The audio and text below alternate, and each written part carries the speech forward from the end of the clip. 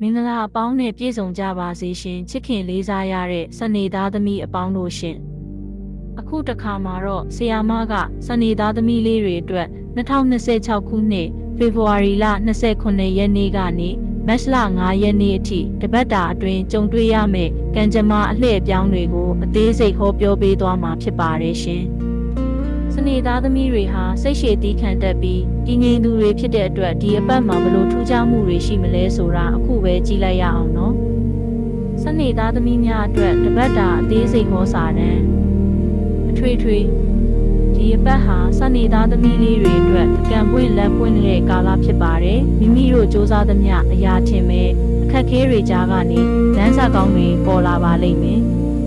ဒါပေမဲ့ကိုယ့်ပေါ်မကောင်းကြံသူဒါမှမဟုတ်မနာလိုသူတချို့ကတိုက်ခိုက်ဖို့ချောင်းနေတတ်တာကြောင့်ဘသူကိုမဆိုးပြိုးဝက်ချက်တွေအကုန်ထုတ်မပြောဘူးဆီယာမကသတိပေးပါရစေရှင်စီးပွားရေးနဲ့အလုပ်ကိုင်မှာအောင်မြင်မှုအသစ်တွေရရှိမဲ့အချိန်မှာဝန်ထမ်းများလုပ်ငန်းခွင်မှာမိမိရဲ့စီမံခန့်ခွဲမှုကိုအထက်လူကြီးတွေကသဘောကျပြီးအခွင့်အရေးကောင်းတွေရရှိပါလိမ့်မယ်လုပ်ငန်းရှင်များရက်တက်နေတဲ့လုပ်ငန်းတွေပြန်လည်ပတ်နိုင်ပါမယ်အထူးသဖြင့်စက်မှုလက်မှုတန်တတုနဲ့မြေယာလုပ်ငန်းလုပ်ကိုင်သူတွေထူးထူးခြားခြားအကျိုးအမြတ်ရရှိပါလိမ့်မယ်ရှင်ငွေရေးကြေးရေးမှာတော့ဝင်သလောက်ပြန်ထွက်နေတတ်ပါတယ်ငွေဝင်လန်းတွေပွင့်နေပေမဲ့မမျှော်လင့်ပဲအလှူဒန်းကိစ္စတွေနာရေးကိစ္စတွေအတွက်အရေးပေါ်ငွေထုတ်သုံးရတာမျိုးကြုံရတတ်ပါတယ်အကျွေးပေးစရာရှိရင်ဒီအပတ်ထဲမှာပေးချေနိုင်ပါလိမ့်မယ်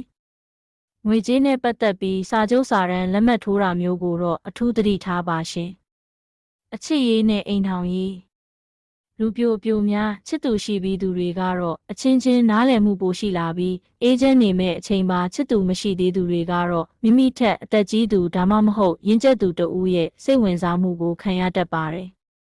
အိမ်ထောင်တွေများအိမ်တွင်းရေးမှာတာယာမှုရှိနေပါမယ်ဒါပေမဲ့အိမ်ထောင်ဖက်ရဲ့ကျန်းမာရေးကိုတော့အနည်းငယ်ဂရုစိုက်ပေးဖို့လိုပါတယ်ရှင်ကျန်းမာရေးဒီအပတ်မှာခြေထောက်နာခြင်းဒူးနာခြင်းနဲ့ခါးနာခြင်းတွေသတိထားရပါမယ်လေးလံတဲ့ပစ္စည်းတွေမတာမျိုးရှောင်ခြင်းမှာသွေးတိုးရှိသူတွေအနေနဲ့အပူဆက်တွေလျှော့စားဖို့ဆီယာမကတိုက်တွန်းပါရစေရှင်ပညာရေးမှာတော့ဇွဲရှိဖို့လိုအပ်ပါတယ်။ဆောင်းမေးပွဲဖြေဆိုဖို့ရှိသူတွေအနေနဲ့အာယုံပြည့်လွင်တာမျိုးဖြစ်တတ်လို့စိတ်ကိုငြိမ်အောင်ထားပြီးလေ့လာပါနည်းပညာနဲ့စက်မှုပညာလေ့လာနေသူတွေအတွက်တော့အလွန်ကောင်းမွန်တဲ့အချိန်ဖြစ်ပါတယ်ရှင်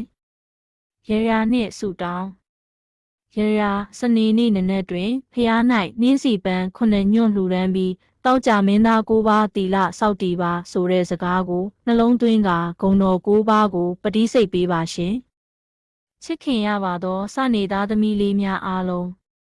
ဒီတပတ်တာအတွင်းမှာဘေးဥပတ်အနေရဲ့အပေါင်းမှကင်းဝေးကြပါစေစိတ်ဤချမ်းသာခြင်းကိုယ်ဤကျန်းမာခြင်းနဲ့ပြည့်စုံပြီးကြံစီသမျှအမှုကိစ္စဝဝအောင်မြင်ပါစေ